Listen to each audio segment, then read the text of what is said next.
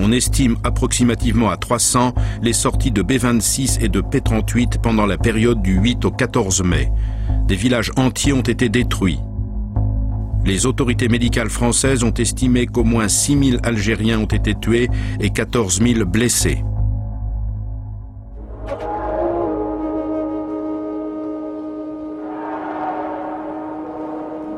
Fuyant les bombardements, les insurgés se sont réfugiés dans les montagnes au nord de Sétif. Le 15 mai, l'armée envoie des émissaires afin de parlementer. Ils sont venus nous dire « c'est la paix, il n'y a pas de haine, c'est la paix ». Pour ce qui s'est passé d'un côté comme de l'autre, il n'y aura pas de suite. Alors nous, on est venus et ils nous ont attrapés. Et là, on n'avait plus notre mot à dire.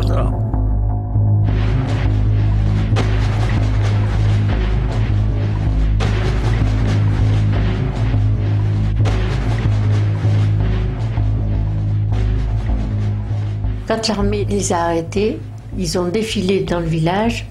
Ça nous avait bouleversés de voir tous ces gens se baisser la tête et on reconnaissait pas mal de gens quand même. Ils baissaient la tête et et ça a défilé pendant des heures et des heures, parce qu'il y avait tous les Arabes des douars alentours, de tous les douars qu'on avait. Ils ont été obligés de se rendre.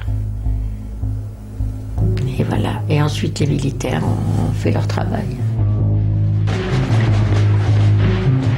L'armée, aidée par la Légion étrangère, regroupe 10 000 Algériens dans la vallée de Kerata. On est resté de 8 heures du matin jusqu'à 6 heures du soir, sans manger, sans boire. Après, j'étais un commandant ou un colonel, je ne sais pas. Ils ont parlé. Inalbou, Missal el-Hajj, Inalbou, Farhat Abbas, vive la France. Alors nous, on répète, on est obligé de répéter.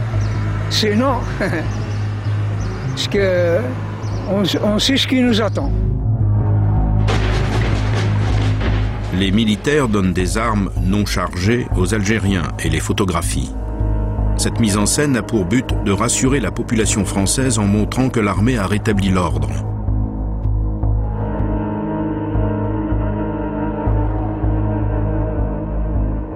La Légion étrangère rassemble ensuite les hommes et les emmène dans les gorges de Kerata. Ils nous ont emmenés sur le pont et nous ont attachés avec du fil de fer barbelé. Le fil était tellement serré que le sang giclait. Les traces sont toujours là. C'était de la barbarie.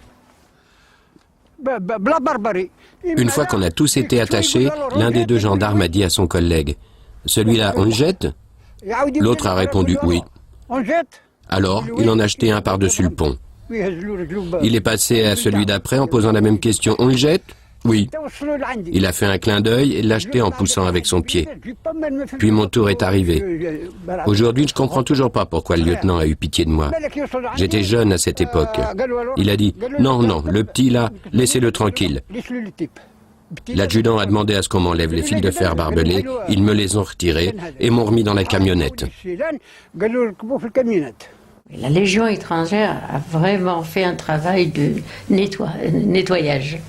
Hein, sans nom, sans rien du tout, ça a été un carnage. Hein. Ça a été un carnage. Même du côté de la justice de paix, il y avait un ravin où il y en avait pas mal qui ont été mitraillés, si on peut dire, bien abattus. Sans procès, sans rien du tout. Voilà. On mettait tout le monde dans le même sac. Ça a été un nettoyage en règle.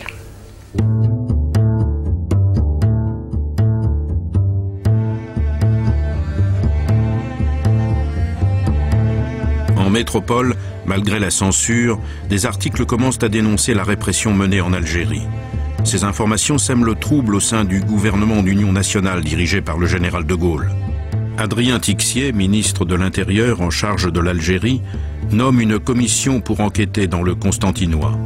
Mais sous la pression des pouvoirs civils sur place, celle-ci n'aboutira jamais. En Algérie, le général Henri Martin est conscient qu'il doit faire taire les rumeurs de toute urgence.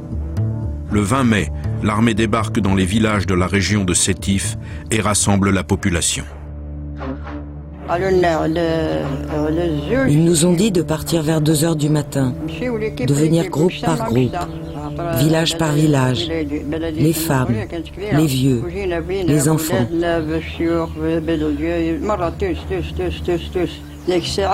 Certains pleuraient, d'autres criaient.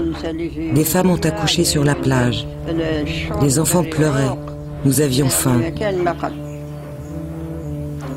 Les soldats étaient postés sur les montagnes et avaient leurs fusils pointés sur nous. Et ils nous surveillaient. Au terme d'une marche épuisante dont ils ignorent le but, 15 000 villageois sont réunis sur la plage de Melbou. Levée de drapeau, parade militaire.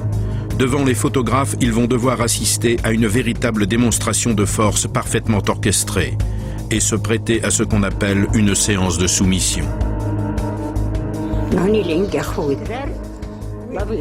Les avions tournaient dans le ciel jusqu'à l'arrivée du bateau qui a ramené les hommes vêtus de blanc.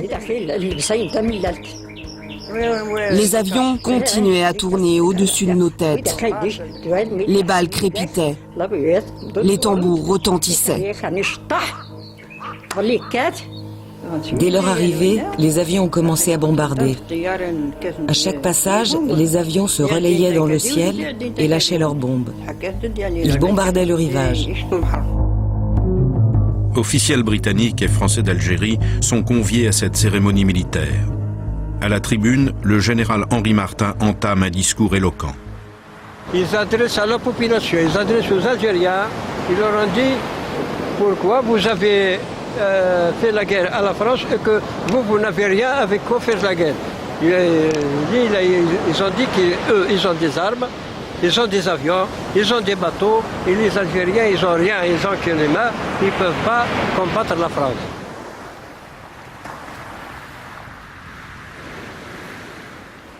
Dans ce que certains ont appelé les séances de soumission ou de reddition, il y a une forme de tradition coloniale, qu'on a un peu oubliée, mais de montrer par une image symbolique que d'un seul coup, l'insurrection est terminée, que la population indigène accepte l'autorité civile comme militaire et policière, et d'une certaine manière, ça nous rappelle Abdelkader, ça nous rappelle le roi Makoko face à Brazza, ça nous rappelle toutes ces images coloniales qui ont traversé les manuels scolaires pendant tout le XXe siècle, où on voyait ces populations coloniales se soumettre à la France, accepter à un moment qu'ils ont été vaincus, et donc rentrer dans ce temps de la pacification.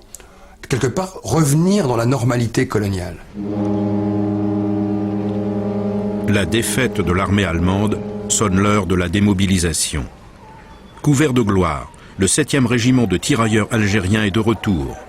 Après avoir été acclamé dans les rues d'Alger, les soldats restent bloqués une semaine dans la capitale sur ordre de leurs supérieurs. Ils ne rentreront chez eux dans le Constantinois que le 24 mai. Dans le site grandiose du col de Selma, le général Henri Martin, commandant le 19e corps d'armée, accompagné du général Duval, salue les légionnaires et les troupes africaines qui, après avoir fait flotter nos 3 couleurs sur les champs de bataille européens, vont prendre un repos mérité.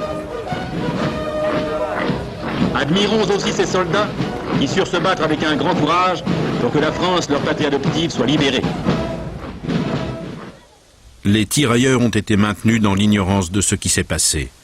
En regagnant leur village, ils découvrent les ravages de la répression militaire. Mon frère était dans l'armée française. Il a fait la guerre contre l'Allemagne. Quand il est rentré en Algérie, il nous a trouvés en prison, mon père et moi. Il est allé se plaindre. Moi, j'ai fait la guerre. Je rentre et je trouve mon frère et mon père en prison.